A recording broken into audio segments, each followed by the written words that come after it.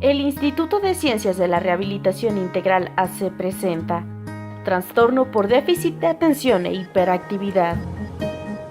Según la American Psychiatric Association, ha definido al TDAH como un trastorno neurobiológico que aqueja a adultos y niños y es descrito como un patrón persistente o continuo de inatención y/o hiperactividad e impulsividad.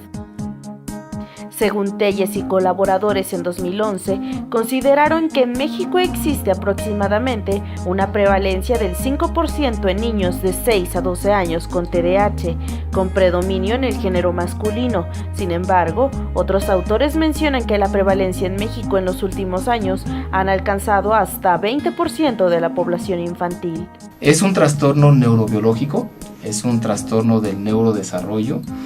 Esto es que sucede en el cerebro de las personas y hay un problema para que se puedan comunicar adecuadamente las neuronas y que esta comunicación es la que necesitamos para desempeñarnos en todas las tareas de la vida.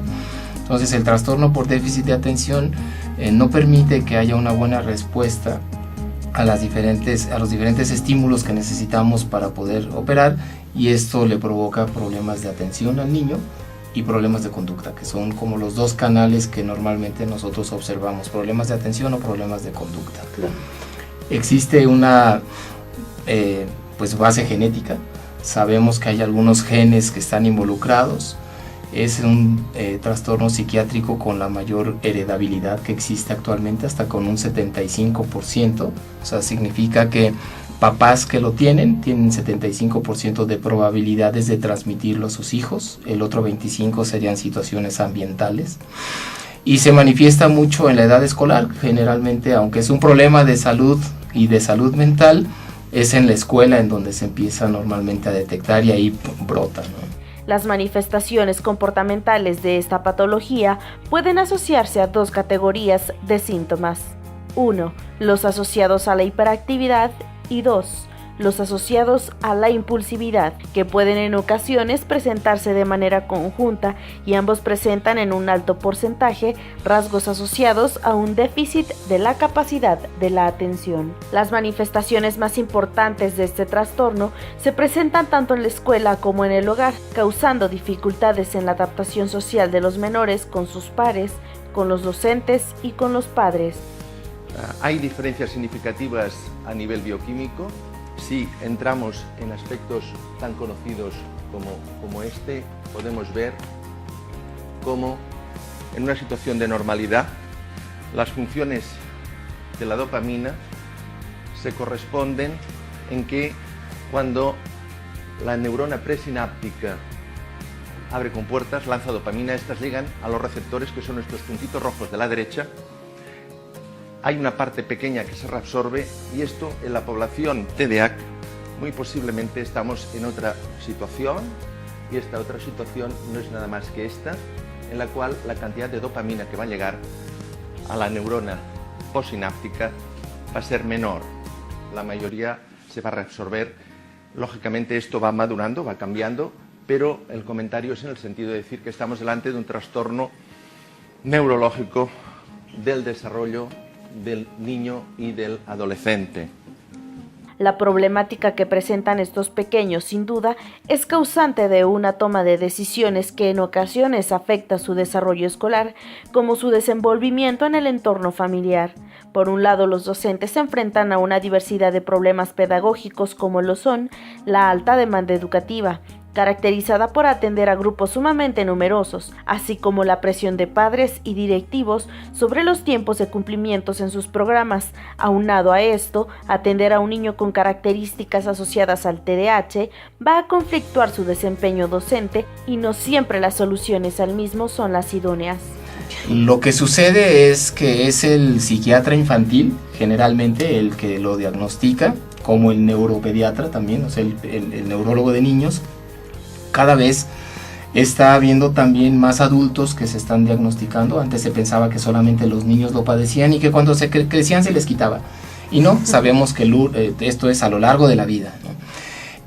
Sin embargo, empieza a haber también médicos generales y médicos familiares y algunos pediatras que se están capacitando para poder ellos también detectar diagnosticar y tratar. Inclusive la Organización Mundial de la Salud tiene una guía de atención de trastornos mentales que baja de nivel, quiere que se baje de nivel, y en países como el nuestro es sumamente importante, porque en México nosotros tenemos cerca de 450 especialistas entre psiquiatras infantiles y neurólogos. Entonces no tenemos suficientes médicos para atender un problema de estos, que además el TDA no es el único problema que atienden, ¿no? Hay depresión, hay ansiedad, hay trastorno bipolar, esquizofrenia, bla, bla, bla. Entonces necesitamos bajar de nivel y que se atienda en este primer nivel de atención. A pesar de los avances que han tenido en los últimos años en materia de neurobiología del comportamiento, neurogenética y neurociencias, aún se siguen teniendo mitos y tabúes sobre el diagnóstico y sobre el manejo interdisciplinario que debiera tenerse. Bueno, un mito puede ser, por ejemplo, que es un problema de crianza. Entonces, que los papás no saben criar, o que la mamá, porque ahora ya tiene que ir a trabajar y no está con sus hijos como antes, entonces le provocó el problema. No. Es un problema del desarrollo, un problema neurobiológico, nada que ver con lo social, ¿ok? ¿Qué otro mito? Que bueno, es un problema también que no se tiene que ver en la escuela, que como es un problema de salud, entonces es un asunto de los médicos, y no los maestros ni se incorporan, ni tampoco los psicólogos, ¿no? En este caso deben de incorporarse todos, el maestro de la escuela, el psicólogo, el médico y sobre todo los padres de familia, informarse al respecto, ¿no? Y bueno, y suceden muchas otras cosas, que no es cierto, que es un invento. Bueno, tenemos evidencia genética, ¿no? Varios genes relacionados con el sistema dopaminérgico. La dopamina es un neurotransmisor que funciona para conectar justamente las neuronas del cerebro y desempeñarnos adecuadamente. Bueno, cada vez hay más evidencia al respecto. Se conoce de la heredabilidad, y esto se ha investigado inclusive en gemelos monocigotos, o sea que nacieron del mismo huevo, en donde las características genéticas son similares, y se ve que aunque hayan vivido en familias diferentes, en culturas diferentes inclusive, presentan la sintomatología. Entonces hay evidencia científica que sustenta cada vez mejor el asunto. Lo que desafortunadamente todavía no tenemos es una imagen o algo que me preguntabas al principio, y entonces como no existe, la gente dice no, pues es que no existe, porque no hay algo que me diga, mira, aquí está, ¿no? Sí, claro. Entonces eso genera también mitos adicionales dentro de lo que sucede alrededor del TDA. Hoy en día las propuestas contemporáneas de tratamiento para este trastorno obedecen no solamente a estrategias de manejo pedagógico y psicológico, sino también a propuestas de desarrollo e intervención neuromotora y psicomotora, vinculadas en todo momento con el manejo neurológico o psiquiátrico, el cual determinará la oportunidad de la utilización de farmacoterapias. Otro es que los medicamentos que se usan para el tratamiento drogan a los niños. No. Se le dicen drogas porque así se le dice igual a la aspirina, ¿no? Claro. Pero no tiene nada que ver con esto. Más aún, son de los medicamentos que más investigación científica tienen y que más ha demostrado que no son dañinos para quien los usa.